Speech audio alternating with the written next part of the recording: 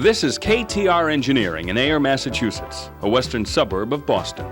And the owner of KTR Engineering is pulling in right now in a beautifully restored Ferrari coupe. You may be familiar with him, not so much because of his automotive exploits, but his musical track record. Back in the 70s and early 80s, his band recorded several hit albums and singles and toured the world frequently, including a European tour, opening for the Rolling Stones. This is J.Geils, better known as J.Geils, and his restoration shop has replaced his guitar as his livelihood. As a boy, he became involved with cars due to his father's interest in classics and sports cars. But one make of car in particular really made an impression on him. We went to a few sports car races, and I started seeing these red cars that made the best sounds, and usually won. And I said, boy, what are those? Those are Ferraris. And I got hooked at an early age and said to myself, someday I'm gonna own one of those. And so this all led to me going off to engineering school, ostensibly to be a mechanical engineer, to get into car business somehow. And I had a Bug-Eye Sprite at the time. And I think everybody who's interested in sports cars had a Bug-Eye Sprite at one point. At any rate, I didn't get along with engineering school all that well and wound up being a musician, which was another thing that I was always had an inclination for. And as many people know, we formed a thing called the JGeils Band, which was about an 18-year detour from my love of cars. After owning a string of Ferraris and learning a fair amount about them since he had to repair them himself, he eventually got pressed into service by other Ferrari owners. What this led to is some of these other people that didn't have quite the mechanical skills that I did said, well, gee, Jay, would you adjust the timing on my car, or would you do this? I said, well, sure, bring it over. And eventually it got into some pretty big projects. And by the time the band was pretty popular in the early 80s, I was actually had this little car business going out of my garage when I was home.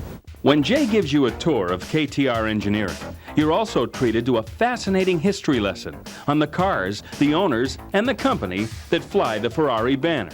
This is a 1964 Ferrari 250 GTL, but everybody really just calls it the Lusso. Lusso is Italian for luxury.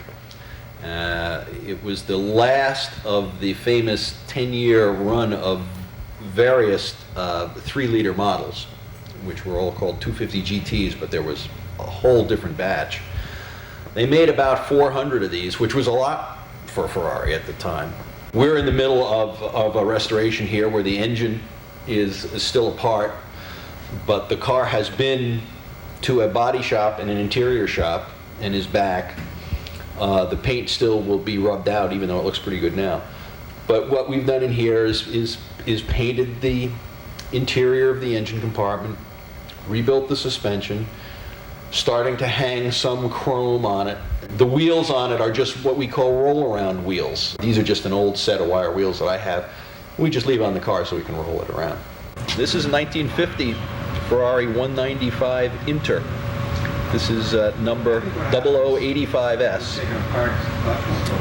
It was bought by a guy that lives here in Massachusetts, partially restored. The previous owner had kind of lost interest, and the engine was partially together, but it was out of the car, and the paint was sort of done. It's not, super fabulous paint job, but it's not bad.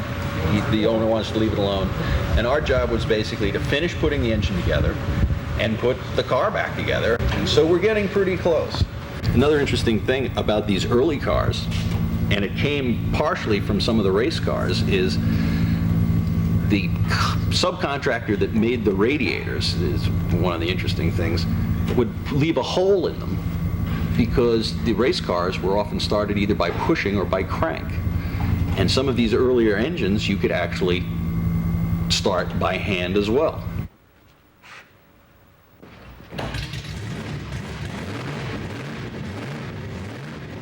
He has owned Ferraris, raced vintage Ferraris, and now restores and repairs Ferraris. Well, maybe you're curious as to what kind of Ferrari he now drives. Ferrari? No. I can't afford it. Who can afford these things? I work on them. But don't feel too badly for J.Geils. He obviously loves his work. I have a lot of people come in my door here, whether they have a car or not, or Ferrari or not, and look around. Usually they're Ferrari nuts for some reason. And they say, now, wait a minute, Jay, let me get this straight. You get to work on these cars, you get to drive them. I sometimes even get to vintage race them on behalf of the customer. And you get paid for it. And I go, yep, that's right. And they say, you got the best job in the world.